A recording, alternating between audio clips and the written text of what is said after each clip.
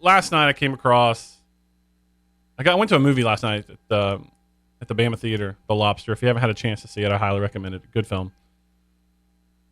And I come out, and part of being a journalist is you have to constantly live on your phone. So I'm checking Twitter, and I see this story pop up, and it's basically about Blake Barnett and his fiance, which we discussed yesterday on the program.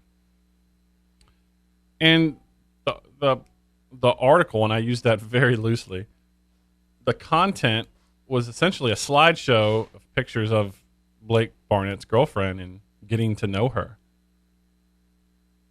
And I was, one, kind of taken aback because why do we need to get to know her, for one? And two, the fact that it was presented in a slideshow form. It just treats you guys, it treats the audience with such a level of disrespect. Sometimes if it's done well, a good multimedia presentation is excellent journalism. Absolutely excellent journalism. A slideshow is a pretty transparent way to get you to click multiple times. I'm sure you've heard it. Clicks, clicks, clicks. Well, that's what it is. It's a way to get you to click through a piece of content multiple times. It doesn't really provide you that much. In fact, it's kind of a pain in the rear end to click through them. I never go to slideshows. If I click on something and I see it's a slideshow, I immediately click out of it. Now, there are times when it's done really well, and at a very high level, it can provide a very good public service. But I just found, one, why do we need to get to know Blake Barnett's fiance? What's newsworthy about that? And maybe I'm wrong. I'd love to get your opinion on this, because I know so many people have thoughts on media today. We have wide open phone lines, and I'm going to rely on you today to help drive this conversation. 205-342-9904. Listen, I get enough feedback in real life, through text message, through Twitter mentions, all of that, Facebook, about how people feel about the media. And so I know you have an opinion on it, and I want to hear from you today to see if I'm really, if I'm out of touch, because I could be. There comes a point in everyone's life where you don't have a handle on things the way you think you do. And maybe the foundation of journalism has shifted so much that I'm now that guy screaming, "Get off my lawn!" And I'm willing to accept that if that's where we are. But is it newsworthy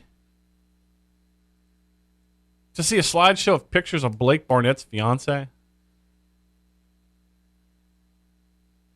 Maybe it is. Because there is an argument to be made that Blake Barnett is a public figure because he is in the quarterback competition at the University of Alabama. There is even an argument to be made that his fiance is a public figure because she's a professional surfer. If the story were on her and about her surfing career, and it tied it back in to make it local, the fact that she's now engaged to an Alabama quarterback, I can get that.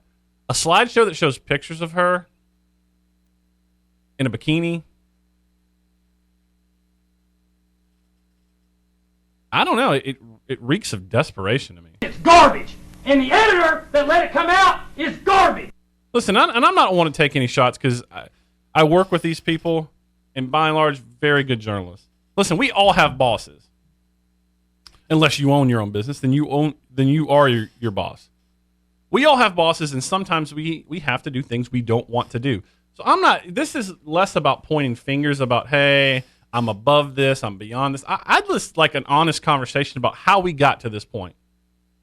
Journalism used to be a really valuable institution in our country that played a very pivotal role in our foundation as a country, our growth as a country. It's called the Fourth Estate for a reason. And more, it's just a lot of nonsense. And listen, sports journalism should be fun.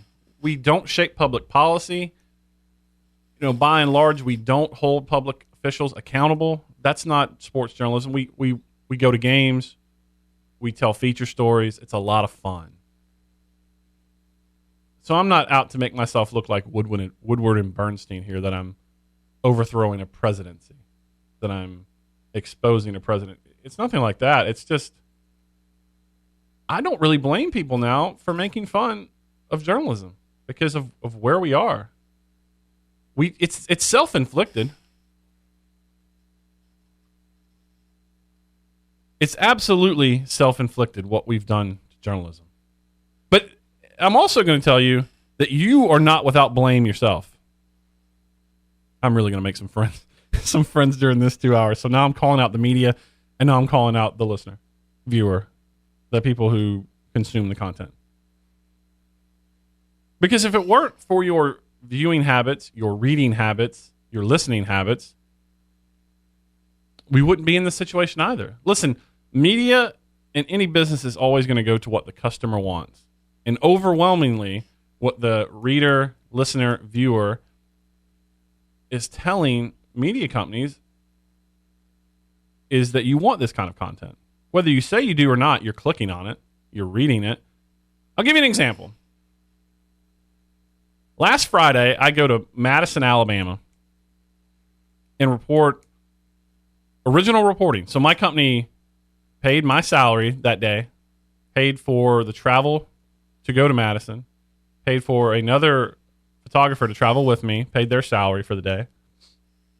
And we did some original reporting from Madison, Alabama about the number one player in the state of Alabama, LeBron Ray. Okay? That's original reporting, meaning I didn't read another article and aggregate it. I went there, I conducted my own interviews, I reported firsthand, I wrote a story about it. I guarantee you, I don't have the numbers in front of me, but I guarantee you, if I compared the traffic for that original story versus the slideshow of Blake Barnett's girlfriend last night, far and away, the slideshow would win. That piece of content would be consumed several times over, more than the original piece. So what your habits tell the media company is what you get. It's the chicken and the egg argument. Which came first? And so I reached a point last night where I put it on Twitter. And again, people are going to come in and out of this conversation as you're getting in and out of your cars. And if anyone's listening, this is not to say X company is better than Y company. It's not a comparison. It's a commentary on where we are in journalism. And do you care? I mean, I get some responses on Twitter that some people care. But I also tweeted out a link to my story the other day and hardly got any response. Maybe my story was just bad. The greater point is that there are a lot of original reporting pieces that I put out that don't get near as many responses as some of this other stuff. That in my opinion, doesn't deserve. I don't find it newsworthy. Listen, there may be some curiosity and an entertainment value to seeing pictures of Blake Barnett's girlfriend. I don't find it newsworthy to know who she is. I think that's I'm a very private person. I think someone's private life is their private life. I don't find it necessary to know what she looks like or get to know her, quote unquote. And maybe I'm way off base. 205-342-9904. I'd love your thoughts on the topic because this is something I deal with every day in journalism. And listen, if you just want to complain about media, this is your sounding board. And trust me, I teach a class at the University of Alabama. It's a journalism class. And I tell my students each and every semester, if you want to go into sports journalism, you better grow a thick skin, buddy. You better have thick skin because people do not like sports journalists. And to a greater extent, people don't like journalists. They don't like media. They don't trust them. They do not trust media. That's where we are in 2016. And a lot of it's self-inflicted by the media companies themselves. But if you just want to call in today and I'll be your sounding board about where we are today in sports journalism in general. This is what we're going to talk about today. And it can be a slow conversation or you can help drive it. Did you click on that article last night? Do you click on articles? Do you click on slideshows? Maybe you prefer that. There is an entertainment value to sports. And so I'm not going to, again, please don't take this as the X company is better than Y company, because there are great journalists doing great work at several outlets that cover the University of Alabama. There are. We all have bosses, and sometimes we have to do things we're told to do. So I'm not placing blame at anyone at that organization who put that story up. I just found it shocking that was newsworthy to me. I found it beyond shocking that we're going to put a picture of a girl in a bikini and we're going to objectify her because she got engaged to an Alabama football player. And it's not, listen, this isn't Derrick Henry's girlfriend. This wasn't Julio Jones's girlfriend, Amari Cooper's girlfriend. This was a reserve quarterback's girlfriend. Now fiance. So I think the post objectified her as a female, which I find I have issues with. I just don't see the news value, the newsworthiness of that post. And it's not just that post. There are several things we do in sports journalism I don't see the value of.